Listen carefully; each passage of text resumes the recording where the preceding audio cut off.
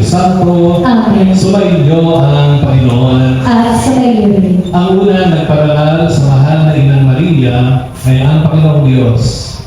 Sa pamamagitan ng anghel, sinambit ng anghel sa mahal na Inang Maria na siya ay puno ng biyaya, puno ng grasya.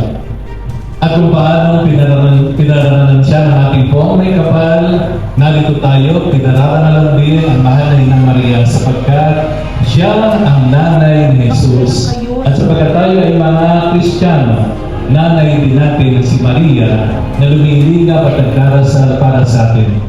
Siya ay binigay ng Diyos sa ating lahat para maging hubaran ng pagsunod sa kalooban ng Diyos.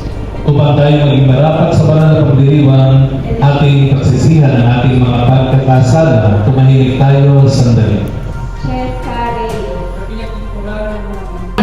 Halina natin pasimula ng prosesyon sa karangalan ng mga Virgen Maria, ang reyna ng mga bulaklak sa buwan ng Mayo. Umayo kayo mapayapa. Salamat sa Diyos.